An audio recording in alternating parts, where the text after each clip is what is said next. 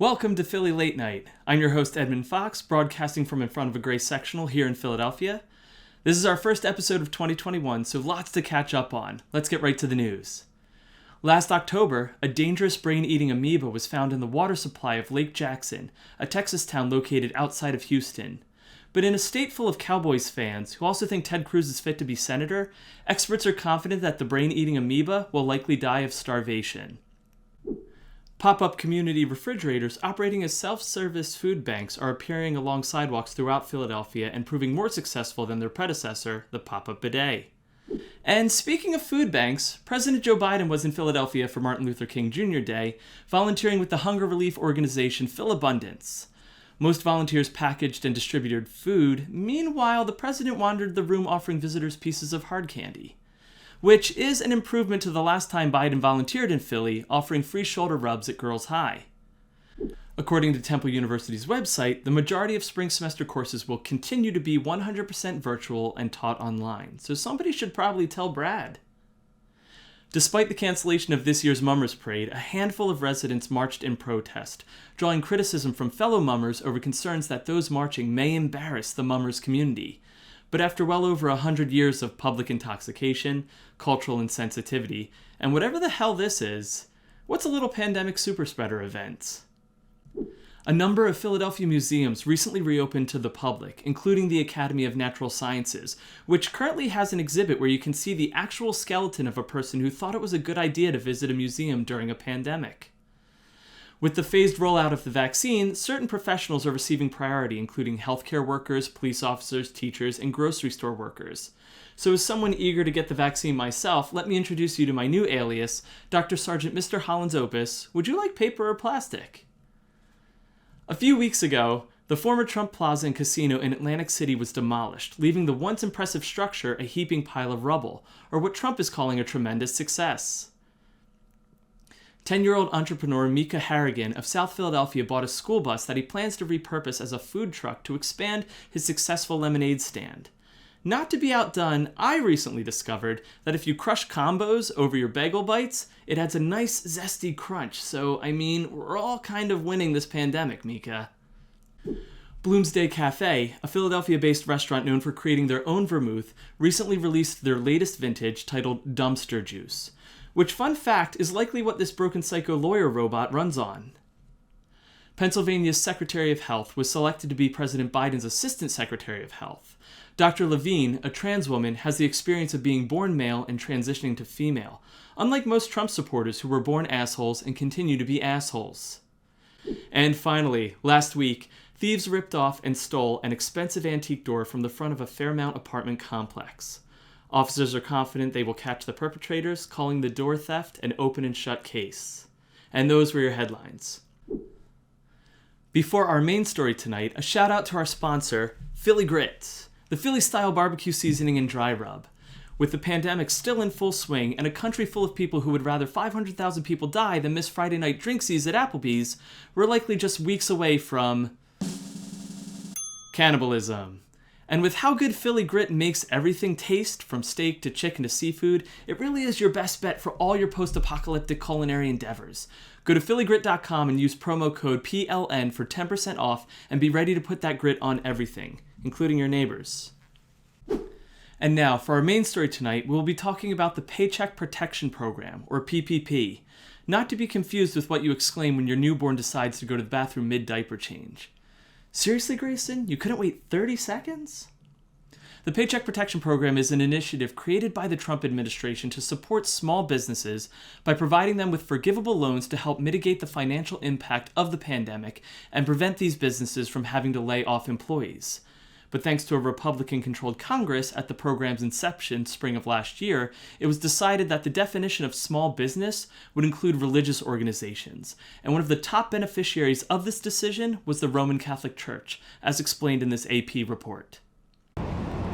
We found that the Catholic Church has taken anywhere from between $1.4 billion and $3.5 billion out of the federal Paycheck Protection Program, which is part of the CARES Act, the coronavirus relief package.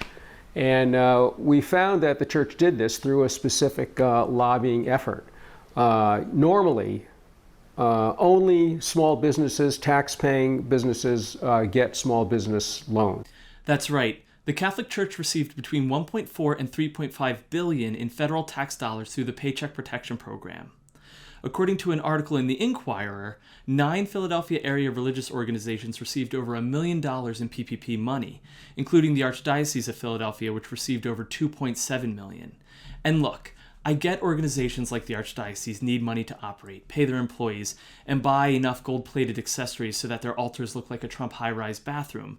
But according to that same Inquirer article, some of those organizations, like the Archdiocese, didn't even have to report how many jobs were saved, making accountability non-existent. There are so many issues with including churches under the umbrella of small business for the sake of bailout money, none bigger than the obvious lack of separation between church and state, further explained in the same AP report. This action by the Small Business Administration is unprecedented because it's actually using federal money to pay the salaries of priests and ministers. I mean, it's almost as if there is no wall between church and state because the federal government is using taxpayer dollars to pay priests and ministers. It's also unprecedented that a religion would actually get preferential treatment, which is what's happening here. So I think legal scholars are very concerned that the wall between church and state it might be disappearing. Exactly. People always invoke the separation of church and state as to why churches don't pay taxes the way businesses do. But what many would argue is happening here is the hypocrisy of churches dipping their hands into a collection plate that they haven't put any of their own money into. Believe it or not, I actually attended Catholic school in the Archdiocese, and the 2 most important things I learned were 1, if you and your buddies become altar boys, you can sneak into the mini fridge in the sacristy before Mass and pregame with some blood of Christ, and 2, the golden rule. Do unto others as you would have them do unto you. Churches don't support the government with tax contributions due to the separation of church and state, so why should the government bail them out with taxpayers' money? Even clergy from the church itself have spoken out about the mischaracterization of churches in this plan as small businesses. Listen to one member of the Archdiocese of Milwaukee explain the issue in his own words. Father James Connell, a canon lawyer in the Milwaukee Archdiocese and a former accountant, questions why. In no way do I think that the Catholic Church is a small business. It is not a small business, and the Catholic Church is not a collection of small businesses. Each of the parishes, individual local parishes, is not a standalone entity. Of course they aren't. Reverend Connell is right, and this really seems like common sense. I mean, for starters, what legitimate business has the same employee of the month for 2,000 years? They could add a little variety. There are plenty of other leaders of devout, unwavering, and sometimes fanatical faithful out there who understand the importance of human sacrifice in the interest of economic success. And this issue gets even more problematic when you consider that some of the Catholic Church's financial issues likely stem from legal fees and settlements associated with the child molestation epidemic that came to light 20 years ago, as explained here. Yes, we found that many of the dioceses that are collecting large numbers of loans through the Paycheck Protection Program are dioceses that may be financially distressed, not just because of the coronavirus, but in fact because of the large payouts they've had to make to clergy sex abuse victims. And many of these payments have been made quite recently through compensation funds, victim compensation funds. This should be a particularly tough pill for the general public to swallow. The idea that tax dollars are ultimately paying off the cost of the legal defense of child molestation. And I get it. These are frustrating times for everyone, including church patrons. And these pandemic-fueled frustrations can boil over, as seen here in an incident that occurred at the Cathedral Basilica of Saints Peter and Paul in Center City some months back, when a parishioner was assaulted by someone in attendance at Sunday Mass. Caught on camera and on a live stream watched by hundreds, a disturbing act of violence in the middle of the 11 o'clock Mass this morning at the Cathedral Basilica of Saints Peter and Paul. A warning, the video is hard to watch. A lector participating at Mass is punched twice by that unidentified woman who appeared to be waiting for her at the communion rail. This happened just as the offertory portion of the Mass was getting underway. The attack left churchgoers stunned. A parishioner who was there tells Eyewitness News the woman then strolled out a door of the cathedral. Police were called a short time later. That's very hard to watch. And of course the churchgoers were stunned. Face punching is not usually part of your typical Sunday Mass, though I will say the lack of reaction from those in attendance is somewhat expected.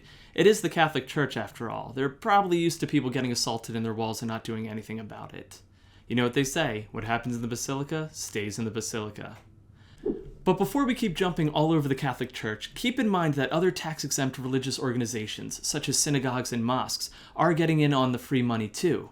It's kind of like that bumper sticker on the Prius in the Whole Foods parking lot. But based on some religious organizations' recent efforts to obtain money through PPP, it may be in need of an update. In terms of recent developments, President Biden is taking steps to correct some of these PPP misappropriations, creating rules to better emphasize small businesses receive the support they need through the program. However, another report from the AP last month says that there is an investigation into the Catholic Church having had a $10 billion nest egg before receiving billions more in PPP support. The reason this issue is so contentious is most non-Jeff Bezos people have fallen on hard times during this pandemic. People are just receiving their $1,400 stimulus checks, and that money can go a long way towards paying bills, buying basic necessities, or even purchasing a gray sectional from a discount furniture store. #sectional living. But moving forward, I just hope the Catholic Church remembers the help they received from taxpayers, Christian and non-Christian alike, and start paying their fair share in taxes after we're out of this pandemic, focusing more on the golden rule and less on the golden decorations, or that would be a real punch in the face. All right, that's it for tonight's episode. Again, a shout out to our sponsor, Philly Grit. Stay tuned for more from Philly Late Night coming soon.